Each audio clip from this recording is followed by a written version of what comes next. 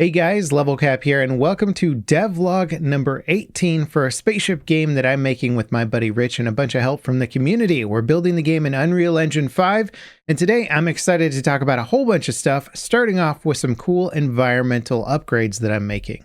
Alright, here we are in-game in one of the test levels. I've got the new battle cruiser that I showed off a little while ago. Still work in progress, and up in front of me are two nav beacons. Nav beacons will be points at which you can jump your ship to in the game. They will emit a unique gravitational signature. And on the right, my very early placeholder gray box one that I just threw into the environment to get an idea of what it should be. And on the left is one based on a concept art that was made for us with some input from me. And basically I did a quick white box of it in about 30-40 minutes, got this into the game.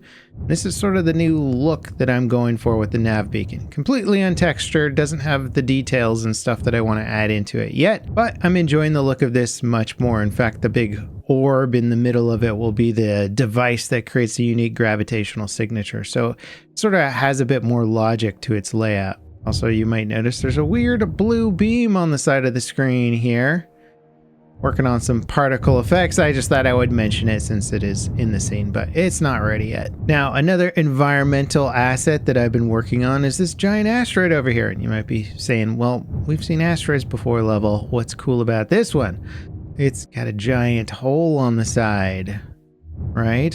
What's going to happen when we go inside? Aha, top disappears. We have the interior of an asteroid that's very dark, but we can light it up with our spaceship lights on the side. And these will be fun exploration elements in the game. You'll be going through an asteroid field, notice that there's a big one, maybe a hole in the side, and go, oh, maybe something's inside. We'll have loot, maybe enemy ships will hide inside of them, and then they'll ambush you by coming out of the holes on the side. All right, another environmental area that I've been working on gray boxing some more stuff for is these sort of asteroid outposts, hideouts I'm calling them. You could think of them almost as like little favelas, but within an asteroid field. These will be interconnected asteroids that players can explore. They'll add a little bit of environmental flavor. They'll tell a little bit of a backstory as to who's been living here. These will allow you to have some cities or some outposts, some secret locations, some traders, some vendors that exist around these little asteroids. Now, this is really just the early gray boxing of these kinds of concepts here, but I'm trying to make the design as modular as possible. One of the ways I'm experimenting with that is, aside from having buildings and structures that'll be placeable in areas, these are not creature eggs, by the way, they're going to be fuel pods or something, is having a dynamic truss system that I can just kind of extend to how far I need it to be. So if I needed this asteroid to be closer, I could bring the base in, I could push it further out, and it's even got further chunks here that I can actually delete as needed, and every time I spawn in a new one of these trusses, it'll have as many links as I need to it. So that's like just one way of not necessarily needing to create a new truss for every sort of asteroid link up. If I want it to be a different length, I can just use one system and kind of mix and match, and hopefully we can get some good environments out of this. We also have some new cargo door opening and cargo ingest sounds thanks to Panzer V1, who's been making a lot of audio for the game.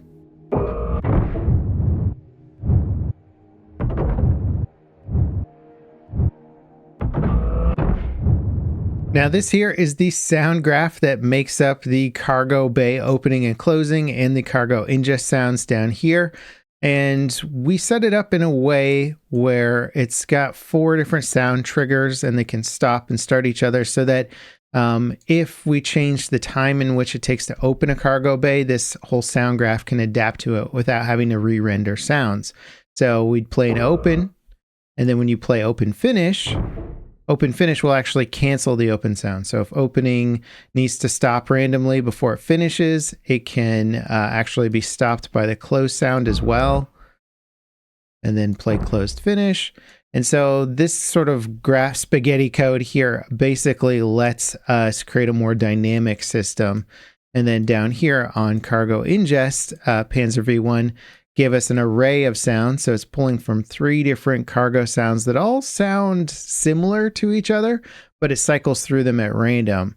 And then here we actually have a random pitch shifter. So it changes the pitch of each sound slightly, and that gives us a bit more variety. It might sound subtle, but if you hear the exact same sound on repeat all the time, it sounds way worse than these slight nuanced changes. Now, Rich has been hard at work making some really important changes to our in-game signature system, which is basically going to dictate all spotting, all combat ranges, all stealth types of gameplay. There's a huge amount linked into one system. So if you look in the lower left-hand corner, you'll notice that the only thing really spotted on my radar, aside from asteroids, are a Nav Beacon, which is that white icon, the blue icon on my nav ring. As I move through space here, you'll notice another icon appeared. It's a missile mine. It should be red on radar, but we'll get there eventually. Now, if I target it, it'll pop up in my PIP, picture-in-picture over there. Tell me it's a missile mine, gives me the distance to it. But the little white dashed line in the lower left corner radar shows that I'm not spotted by it yet, because that's my signature radius. Anything that crosses my signature radius will spot me, as you'll see here. Okay, it's starting to lock on. And if I can't get out in time, it fires. The missiles are coming in. Luckily, this ship's pretty good at shooting them down, and I need to balance CWIS and all that stuff. But that's essentially how signature works. Now, the missile mines themselves have their own signature radius, which is invisible to me, but as I get close enough, they will appear. Like there's one right there. And there's another one. Now, a cool thing that we're going to get into much more, and this will be part of stealth gameplay, is when I fire my main engines, you'll notice my signature ring increase significantly. So I was able to get out of range before they fired there, but you want to move more stealthily, there'll be mechanics that you need to sort of observe in the game. And our little missile icons are still kind of janky right now, but I can blow up the missile mine now before getting close to it. Let's get the other one.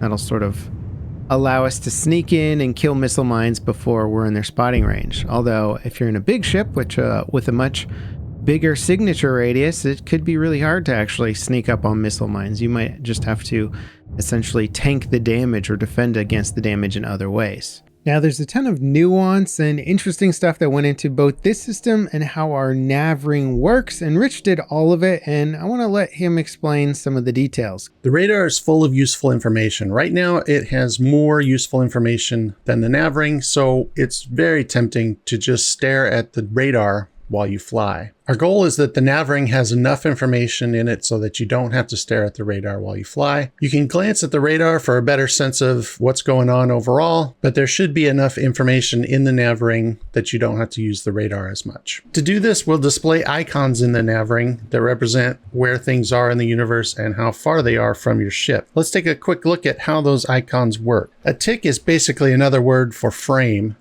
When you want something to happen every frame, you can make it happen every tick. So we'll use the tick function to manage our icons every frame. Try draw track signatures function is going to do that for us. Let's ignore how things are named for now. This is very much a work in progress code for now. So let's dig into the try draw track signatures function. First, it just makes sure we have what we need to work with. Then it talks to the radar and says, give me everything you're tracking. For everything you're tracking, I'm going to loop through that and see if I need to manage an icon for it. So in each iteration of this loop, the first thing we do is, again, like above, we make sure we have everything we need. Or do we need to ignore this thing because it doesn't need to be tracked in the nav ring? Levels are pretty big, so we're only going to track things within a certain radius. Right now, we're going to do 5 kilometers, which is 500,000 centimeters. We're going to stick to using squared distances because using square root is expensive. And when you're calculating a distance to something, usually there's a square root involved. This way, there's no square root. In some cases,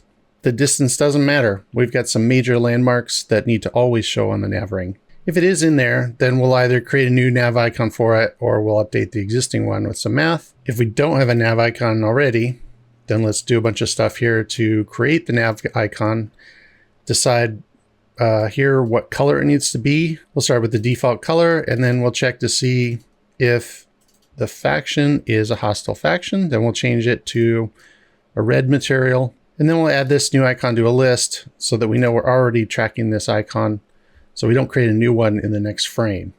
We don't want to be creating and destroying icons every frame. In the future, we'll optimize this even further by adding pooling, so these icons will never be created or destroyed. So now that we have our icon, it has the right color, we just need to do a little bit of math to determine where is the icon placed, how big is it, and is it rotated. We'll find out how far the object we're tracking is relative to the range we've determined, find out what direction that object is relative to the ship. And based on that distance, we're going to make a little margin around the nav ring. This margin will indicate to the player how far this tracked object is. So if it's real close to these ticks, that means it's really close to the ship. And if it's out here, then it's really far from the ship. Then we set the position of the icon relative to the nav ring. Then the rotation's really simple. We just find out what is the rotation of the tracked object in the world and just mirror that in our nav ring. For the scale, we have some code here to change the size of the object representation in the nav ring to be bigger when it's close to you and smaller when it's far away. And we want the size of the icon to range from full size or 100% to only 50%. So what we want is when the tracked object is really close to the ship, the icon is big. And when the object is far away, there'll be a bigger margin and the icon will be smaller. So that's where we are currently, and we're still progressing towards our movement combat demo, which has a few more steps before we actually get to a place where I think I'm comfortable letting people check it out and test things. If we do start doing some public testing with the game, that'll most likely be discussed over on Discord. So if you want to follow us there to keep more up to date with the game and contribute to some of the ideas and discussions going on over there, we'll have that linked in the video description.